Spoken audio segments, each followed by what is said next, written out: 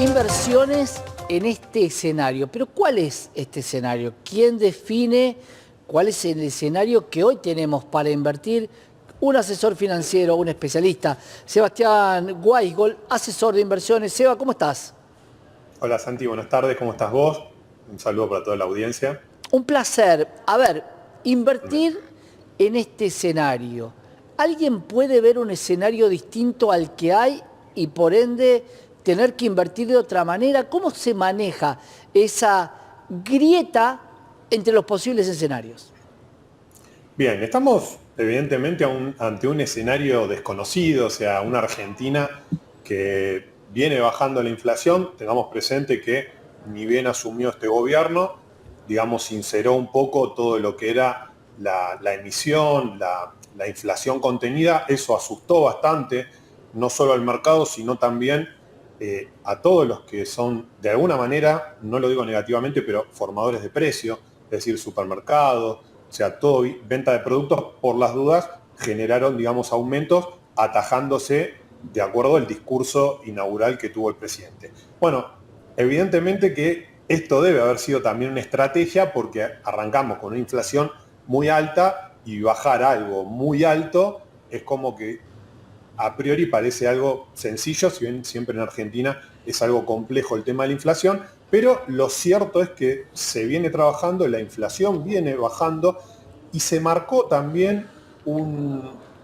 ahora en octubre se publicó un 3,5, la minorista. Entonces, claro, estamos todos atentos porque una baja, digamos, en el próximo mes por debajo del 3%, esto ya nos mete en un escenario que hace rato que no estamos.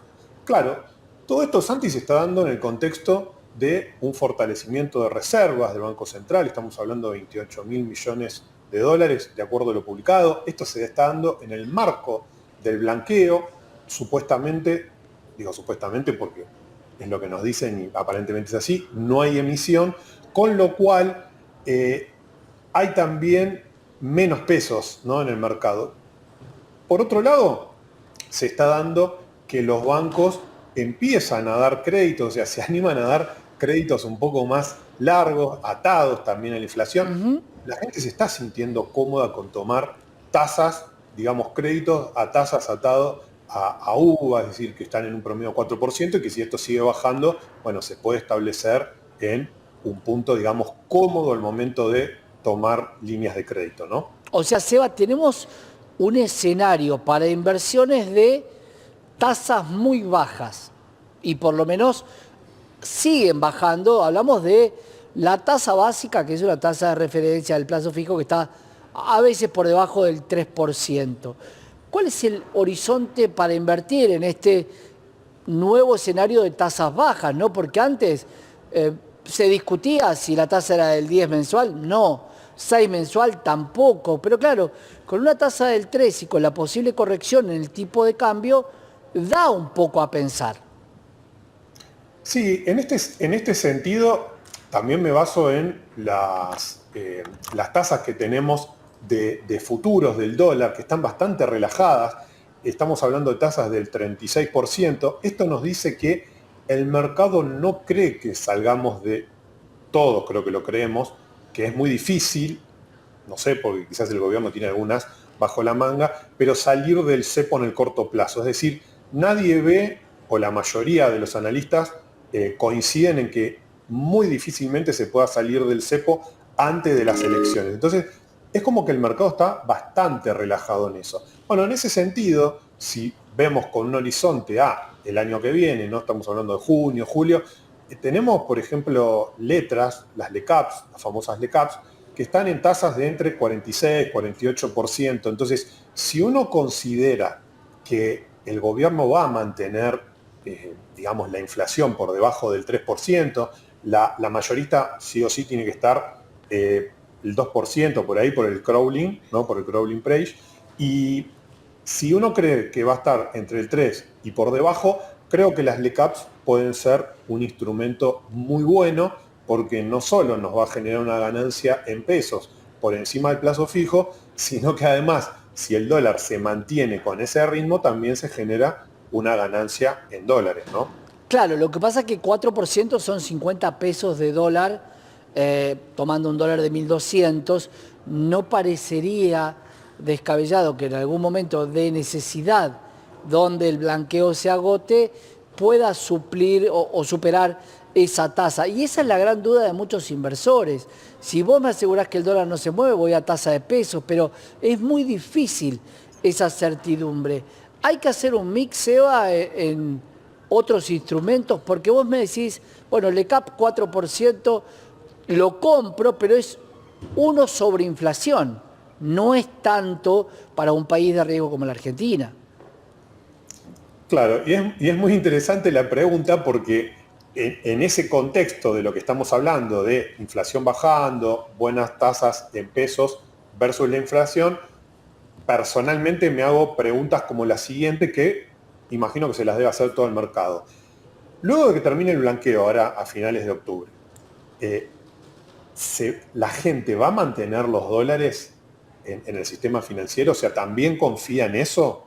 Y vamos a mantener la reserva, porque hoy el mercado con el tipo de cambio se siente tranquilo porque las reservas están fortalecidas.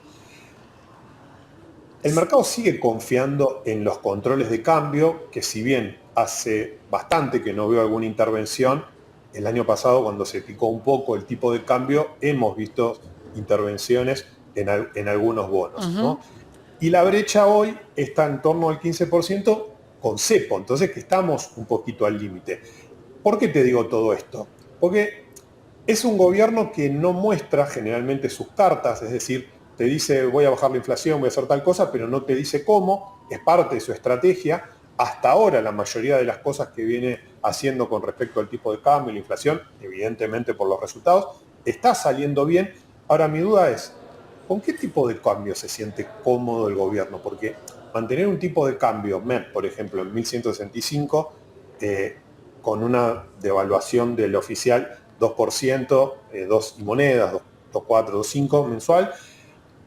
¿Cuál es el dólar de equilibrio? Esa es mi pregunta. Entonces, si nos hacemos estas preguntas en un contexto donde tenemos cepo y un MEP tan cercano al dólar oficial, ¿sí? Justamente por haber cepo, me parece que las ONs son una excelente alternativa si uno tiene pesos. Estamos teniendo ONs que son bonos corporativos de empresas de primera línea, ¿sí? Hay que consultar con el asesor, la asesora de confianza, cuáles son las empresas con mejor riesgo crediticio, y estamos hablando de tasas en dólares en torno a 7, 9%, y son atractivos. Entonces cada uno sabe su perfil inversor, claro, pero en lo personal metería una parte importante también en ese tipo de instrumentos porque también tiene el resguardo del tipo de cambio, ¿no? Es un buen dato. Mucho del blanqueo fue hacia ONs a buscar lo que denominamos un bono corporativo, una obligación negociable de una compañía que genera dólares, que lo puede devolver. Mucho dinero hay puesto en ONs. Es una recomendación, Seba, gracias por estar con nosotros. Un placer, Santi. Un placer. Sebastián Weisgold, asesor de inversiones, acá en la pantalla de Canal E, dejándote un muy buen dato respecto a las obligaciones negociables, una gran cantidad de obligaciones negociables de compañías que emitieron para que vos puedas comprarlas en pesos y tener tu rendimiento en dólares.